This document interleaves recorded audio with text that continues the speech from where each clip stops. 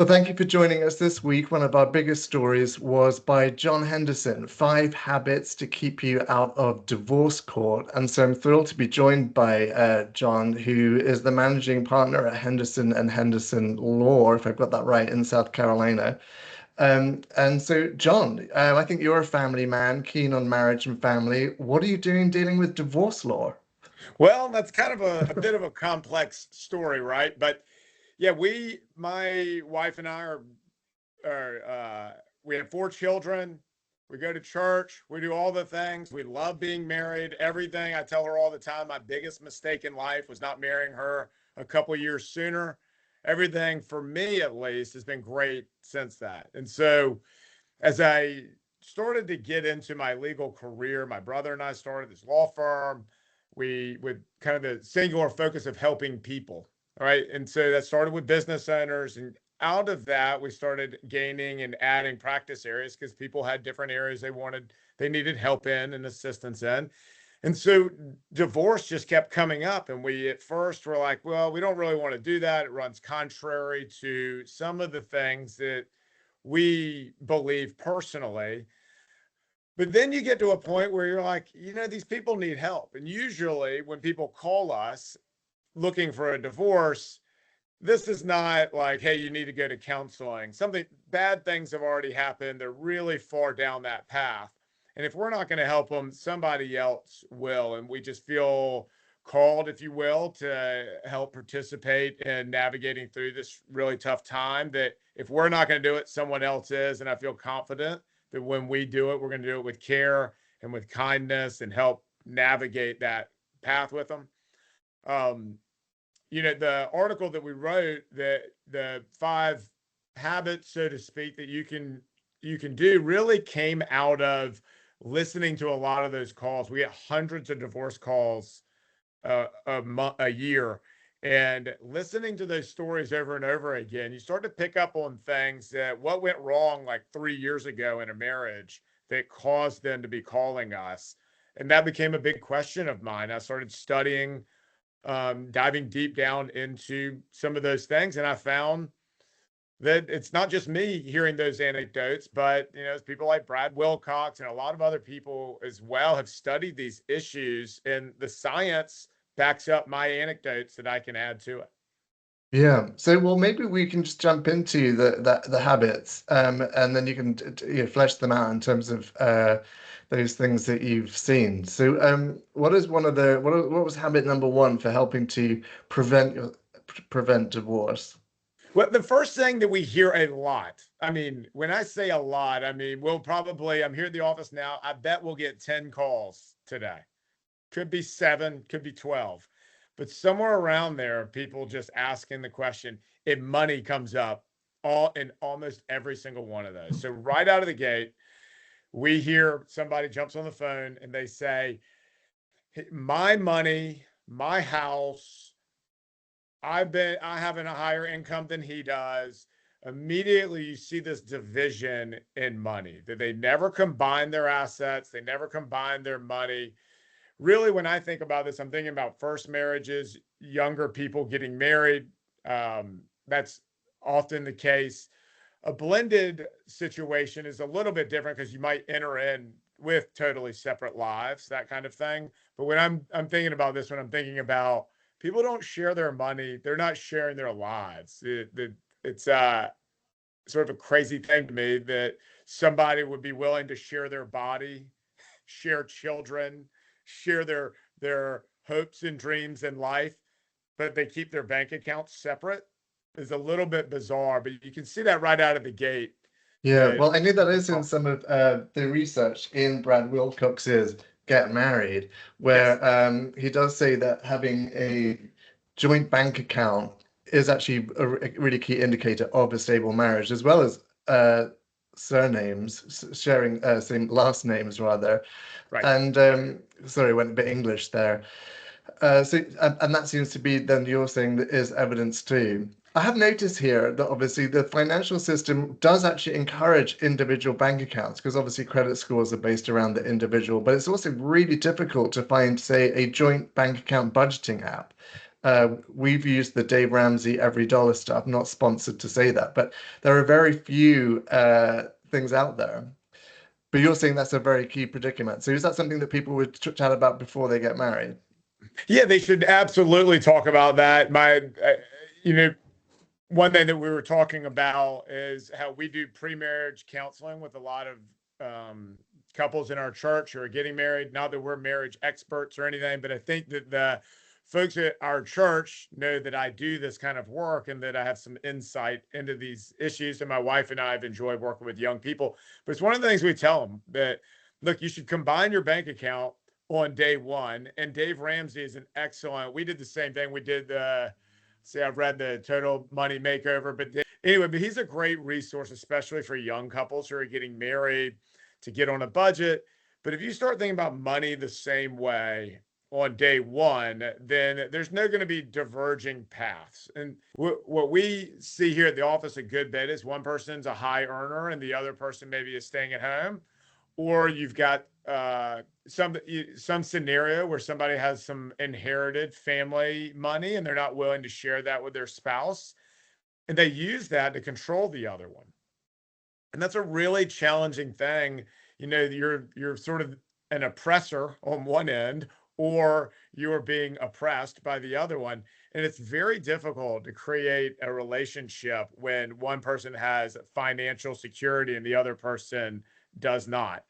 I don't know how my wife and I would even be able to communicate if we didn't have everything joint. In fact, uh, just the way that we do it is that I currently she's not working outside of the home. We have 4 children. She's busy with them. She supports me here at the office a good bit as we've been growing and navigating new frontiers on the legal front. But she's in charge of the finances, all of them. I'm not even sure I know how to get into our bank account. I have to ask her if I want some money. Um, but we do that because I want her to feel totally secure in that. I don't want to have any sort of financial advantage over her or vice versa, that we both feel that we are on that bank account. There's no everything that we are earning, whoever is bringing it in, it doesn't matter. That's ours together that we've worked for. Okay, so you've set that up through your marriage. You've got your joint bank account. What's the second habit to avoid the divorce courts? I think really understanding that you need to put your marriage first. This is a little bit like when you get on the plane and they tell you to put your oxygen mask on first before helping other people. There are all these other things, and I'm not saying that it's easy to do, but it's necessary to do. You've got your parents, the day you get married, you've spent your whole life, hopefully your parents pouring into you your whole life, but now you've got this new spouse. And so it's not an easy thing to do to say, hey, this is my next of kin. This is the person that I'm wed to now, and my number one. So it does take a little bit, it takes effort to do that for sure. But the big thing that you see pouring into the kids and then the job and friends and all these other things out there that are important. There's no question that those are important. They're just secondarily important. And my wife and I find personally that when we spend a good bit of time together, our thing to do is not going to dinner and date nights and stuff, but we like to go on a couple walks a week, like for 4 or 5 miles, spend a couple hours together, that we get to do that and really reset, usually on the weekends, talk about the things that we need to. When we're in sync like that and we're really prioritizing our relationship, that our children benefit, my work benefits, our income benefits, everything benefits and stems from that. And it's not an easy thing to do. The reason why it's there is you can hear in these conversations that people are prioritizing their work, their friends, their children is a big one over their relationship with their spouse. And over 6 months, it's probably not going to make a big difference. Over 6 years, it's going to take a major toll, and you're going to do this disconnect Yeah, thing. so you're some sort of weekly uh thing. I think what I liked in the article was you said like maybe a monthly date night, which I think for some budgets and babysitter availability might be more realistic. You're absolutely right. And then habit number three for avoiding the divorce courts. And this is again, this is just you're saying this is based on your anecdotal evidence, the hundreds of calls that come into your office. Yep, that's right. Drugs, alcohol. So if somebody's coming to me and saying that, and we think about drugs and alcohol as somebody who's like getting a DUI or they're smoking pot every night or going out partying with their friends. And that's not what I'm really talking about. That's not what we hear at the office. What we hear is much more subtle thing. Hmm. If somebody came to me and said, John, I'm having a difficult time in my marriage. What are some things that we can do? I'd say address the money issue. Okay. Go on regular date nights. And the third thing is if you were doing any unnecessary substances, I don't care what they are, just get as clean as you can and kick them out. The going out for drinks is a fun thing, but it's very easy for that to turn into arguments every weekend.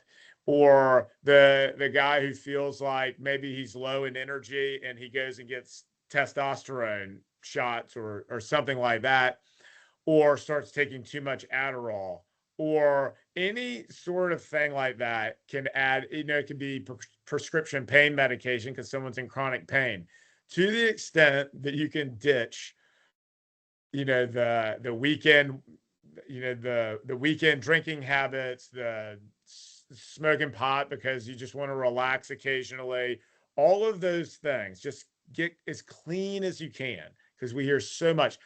That one thing there really opens the door to a lot of the causes of divorce, which is somebody isn't willing to recognize. And I think that this is what's challenging is that we all know what a true alcoholic looks like. We've seen these people that they're like, they would walk 10 miles to the store to get some booze when they're trying to quit. They have the shakes. We all know that. But the Hmm. more subtle thing is the habit that develops. I think that we might classify less like an alcoholic and more like some substance abuse problems that they're just so regularly using these things. A lot of them are legal, so it doesn't look like I'm doing anything wrong, but they really wreak havoc on a relationship. That's the person who has gone out drinking with their friends that ends up committing adultery because that's such a regular habit thing that one night they have poor judgment. That can totally wreck things. It can wreck things financially when people are not paying attention to their budget or thinking about their spouse when they're spending money, for instance. So, a lot of these things, and it's easy, obviously, you're not prioritizing your marriage if you're going out, hanging out with your friends, and you think it's, oh, we're just getting a few beers, we're doing our fantasy football thing. But if that's twice a week and your wife is at home with kids, then that takes a major toll over years. So I would say kick the booze out, all the superfluous medications and things out. If you're having problems, just clean it up and see what happens. That will probably rectify a lot of pitfalls. That's really interesting for sure. And then with that, you're saying that there's a new sort of substance, as it were, with smartphones, and that being something that imperils marriage. So what's the sort of stories that you've seen there coming in? Well, your phone is obviously going to be part of the evidence in almost every court case you have, but particularly when it comes into divorce, those phones contain a lot of text messages. They contain a lot of things. So whether or not it becomes evidence or not is sort of a different subject, but there's a lot in there. And so when people get real private about their phones, then the other spouse is going to say, "Well, what are you hiding?" A lot of times, a lot of our clients have figured out a way to break into their spouse's phone because now they've somehow the password has changed. They no longer have access. They think something's going on here. Let me see what this is. So they find a way to get in there, and then they see these text messages to girls, or they see the spending habits is another thing. It's like not letting your spouse know, and that goes back to the money one. If you have different bank accounts and somebody now is spending a lot of money on different items. We've got folks that spend money. We've had folks that are spending money on like gambling apps and things like that. So you get Mm. real private in those areas, and we all do that, right? Like I'm not trying to, um, when it's hard to confront problems and things that you have, and people, I think a human instinct is to sort of shut down and shut out those who love you a lot of times. So I'm not saying again that that's an easy thing to do. It's just something that we see. So that phone transparency, just being an open book, you're not going to be willing, you're going to be much less willing to have bad spending habits, send a flirty text message, to look at websites that have inappropriate content on them.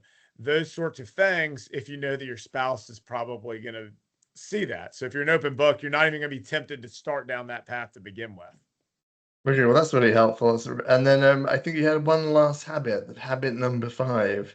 Yeah, so grow together, not apart. This is a little bit like number 2, but the way that I think about it is you have to make real concerted effort to try to continue learning together. Yeah, the thing that I hear a lot on the phone from people is we just grew apart over the years. This is the silver hair divorce thing. The kids have graduated from high school, maybe they're in college or graduated from college, and we've just grown apart. We don't have interest anymore. All of these sorts of things. Now, there's an assortment of reasons why people get divorced, after being married for 30 years or so, but it's particularly problematic. We've heard more and more of this recently in recent years. And I think it's because people are not making an effort to do those weekly date nights and catch up with each other and regular exercise routines together, things like that can bond you together. But a lot of it could be learning. It could be education. You'll hear about people, one person is experiencing a lot of spiritual growth, and the other person is just like totally stopped going to church. That's a divider, right? One person reads this parenting books and the other person doesn't have time for it because they're working too much. Now you're not on the same page about how to parent your children. So there's an assortment, same thing with money and all of these other things, that it's making an effort to grow spiritually together, to grow your faith together, to grow your education together. Like, we're both going to try to read these same books or take in this same information so that we're on the same page about parenting or our finances or what we're doing. Doing those things together, continuing to do life together, is going to keep you together and not growing apart. Great, well, that's fantastic, John. I really appreciate it. And is there any one last piece of advice you'd want to give to potential clients that you want to say that they don't turn up at the door? Well, I'll give you just a quick story. Somebody called me actually last week, and she said, all my friends are telling me I should get a prenuptial agreement. I'm just finishing my residency. She's a doctor, and her husband does okay as well, but he's more in business. And she said, everybody, she said, but then so I'm wondering, do I need a prenuptial agreement? So I had the person answer the phone send over that call to me. I said, let me talk to her. So I talked to her a little bit. And I said, well, what assets do you have? She didn't have any assets or any of this stuff. They're young. They're, I guess, probably mid to late 20s if she's finishing her residency, maybe like 27, 28 or so. And I told her, I said, look, I think you're much better off paying attention and learning how to have a good marriage than you are, focusing on what happens if it unravels or trying to keep your own money. And so I sent her a list of 4 or 5 books that my wife and I have read through the years that we recommend to people. And she sent back the kindest message back, like, thank you so much. Like, I needed to hear that. But the point there is that the culture is really telling us a lot of really bad things. If you're a high earning woman, that you got to protect your money. If you're, and all these assortment of different things, like get prenuptial agreements, which are like more, they're really like planning for the dissolution of your Right. marriage rather than planning. So I sent her that, and she was very happy to hear somebody validate what her instincts were, which were, I'm committed to this and I need to press forward. So my last piece of advice, I bring that up just to share with your audience and with you, that focusing on the marriage and learning how to be good at it is fantastic. You can get better and better at it. I hope that I'm better at it 12 years in than I was 1 year in. It's just one of those things that if you're not trying, make a concerted effort to be good at it, then of course you're not going to be. Nobody's naturally really good at very many things. You're good at the things that you put effort into. And then we've always found, my wife and I at least, and I think the reason why we don't hear from a lot of people about these things is that you're going to get out of things what you put into them. And if you put a lot into your marriage, then you're going to get a lot back out of it. That's fantastic. Well, thank you, John, for joining us. It's been a pleasure to have you there in South Carolina with us. Cheers.